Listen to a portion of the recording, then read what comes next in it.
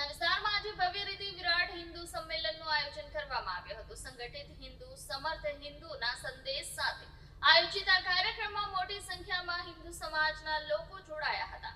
ઉધના ગામ સહિત ત્રિશુલ કોમ્પ્લેક્સ ખાતે યોજાયેલા આ સંમેલનમાં શ્રદ્ધાળુઓમાં ભારે ઉત્સાહ જોવા મળ્યો હતો। કાર્યક્રમ દરમિયાન સમાજમાં એકતા, સંસ્કૃતિનું સંરક્ષણ અને હિન્દુ સંગઠનનો મજબૂત સંદેશ આપવામાં આવ્યો હતો।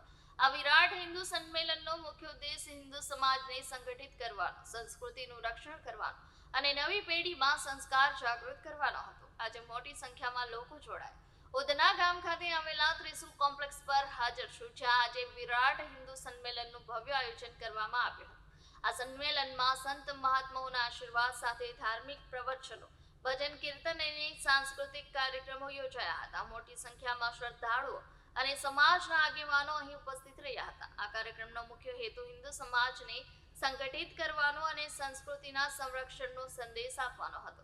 ખાસ કરીને કળશ યાત્રા દરમિયાન ભક્તોમાં ભારે ઉત્સાહ અને ભક્તિભાવ જોવા મળ્યો હતો।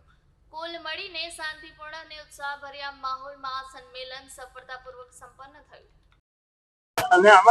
હું હિતેશ જગદીશચંદ્ર પટેલ, ઉધના ગામ મહાદેવ ફળિયો નિવાસી, અને આજે અમે ઉધના મહાદેવ ફળિયો અને સમસ્ત ઉધના ગામ ભાઈઓ બહેનો જે હિન્દુ સંગઠન માટે બધા ભેગા થયા છે અને અમે આ કાર્યક્રમ નો ખૂબ સારી રીતે બધા વ્યવસ્થિત સપોર્ટ આપીને આ કાર્યક્રમને સફળ બનાવવા માટે કોશિશ કરી છે અને અમને એવું લાગે કે અમારો આ કાર્યક્રમ સફળ જ છે।